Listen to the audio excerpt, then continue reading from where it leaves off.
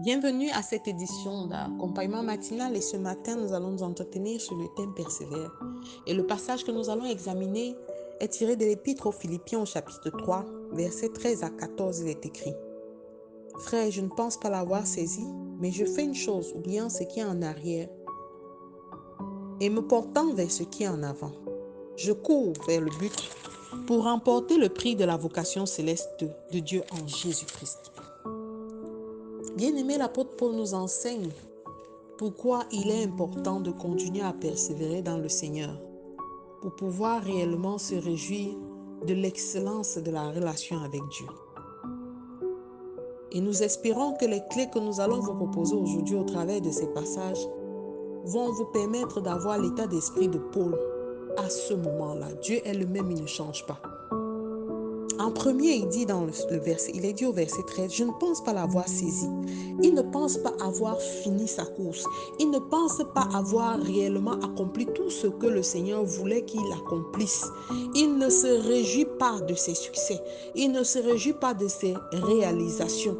Alors, beaucoup de gens cessent de faire des efforts pour peu qu'ils aient vu une petite lueur dans leur démarche, pour peu qu'ils aient vu un niveau de satisfaction qui peut être acceptable pour la plupart des gens.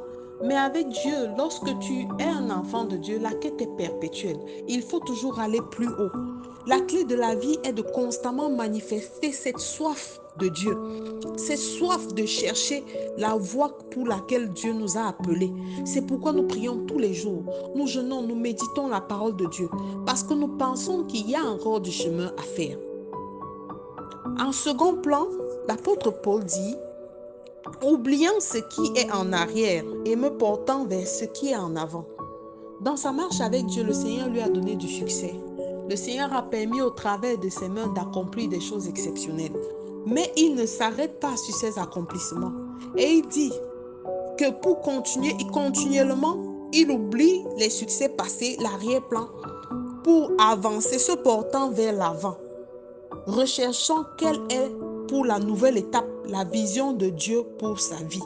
Il ne s'attarde pas sur ses succès. Bien aimé, que ce soit les succès ou les échecs, chacun de nous, tout le monde au monde a un passé. Le passé peut relever des histoires qui ont été tristes, mauvaises. Le passé est aussi fait de bonnes choses. Mais il ne faut pas s'attarder dessus et s'arrêter d'avancer en se disant, ce sont ces échecs, ce sont ces personnes qui m'ont retardé. Non. Il faut regarder en avant. L'apôtre Paul nous propose de toujours regarder vers ce qui est en avant. Toujours demander à Dieu, Seigneur, ouvre-moi les yeux. Révèle-toi à moi par tous les moyens. Au travers de ta parole, Seigneur, parle-moi. Que tes visions m'interpellent. Seigneur, montre-moi la nouvelle étape. Dis-moi ce que je dois faire ensuite. Toujours dire au Seigneur, Seigneur, si je n'ai pas de capacité, je n'ai pas de capacité. Remplis-moi de cette capacité. Donne-moi le courage de pouvoir oser et de me projeter, de planifier. Bien-aimé, ne reste pas sur place, persévère. Que ton passé a été positif ou négatif, ce n'est pas le moment de t'arrêter dessus, de t'arrêter sur tes réussites ou de te plaindre du mal que les gens t'ont fait. Toutes ces choses ne t'aideront pas à avancer. Le Seigneur a de grands projets pour toi. Le passé, qu'il soit positif ou négatif, t'enseigne et te permet d'avancer vers les accomplissements pour lesquels le Seigneur t'a appelé. Et il dit au verset 14 que je cours vers le but pour remporter le prix de la vocation céleste en Jésus-Christ. Alléluia. Alors en se projetant vers l'avant, il nous met en garde que rien ne sera facile. Il nous met en garde que bien que la grâce de Dieu agisse encore, il est temps de se battre. Dans la vie, nous n'avons pas ce que nous méritons, mais nous avons ce que nous avons réussi à nous approprier par la foi. Dieu a sa part. Et quelle est ta contribution pour remporter le prix de la vocation céleste? Quelle a été ta contribution? Le Seigneur veut nous ouvrir de nouvelles opportunités. Le Seigneur a mis à tes côtés des personnes qui t'ont apporté de l'aide. Mais parce que tu n'as pas su persévérer, parce que tu n'as pas connu quelle est ta saison, tu as laissé ces opportunités passer. Parce que tu es resté te concentrer sur des contrariétés. Tu n'as pas su comment résister aux œuvres du diable. Bien-aimé, j'aimerais te dire, le Seigneur veut faire quelque chose pour toi. Nous devons persévérer et insister parce que c'est en persévérant avec la foi dans la méditation de la parole et la prière que nous réussirons à briser les barrières de blocage, les barrières qui nous empêchent de nous marier, les barrières qui empêchent d'enfanter, les barrières qui empêchent les percées financières. Alors c'est de cette manière, persévère, ne te décourage pas. Continue de persévérer. Ne laisse pas la frustration te perdre du temps. Ne t'attarde pas sur la colère. Ce sont des sentiments qui t'empêchent de réellement voir les portes ouvertes au-devant de toi.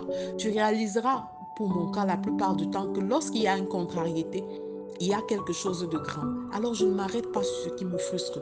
Je me projette immédiatement parce que je veux que Dieu me montre ce devant. Et c'est toujours la victoire. Amen. Alors je veux que tu te lèves parce que le cas là ne doit pas partir le tout si sans toi. Le cas du succès ne doit pas te laisser bien aimer. Il faut que tu persévères. Si tu as prié, sache que Dieu a écouté. Le cas du succès, le cas du mariage, le cas de la promotion, le cas de la nomination, le cas de l'excellence ne doit pas te laisser. Tu dois entrer dans ce véhicule et partir. Dieu a déjà tout prévu.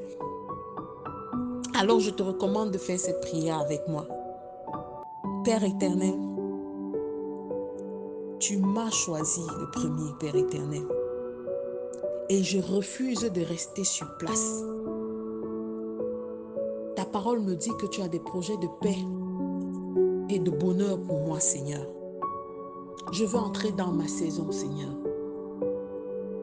Donne-moi de persévérer afin que ta gloire soit manifeste dans tous les compartiments de ma vie.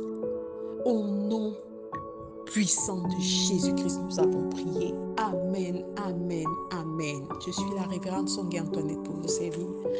Je vous souhaite de passer un excellent week-end. Et surtout, accrochez-vous à Dieu de toutes vos forces. Shalom.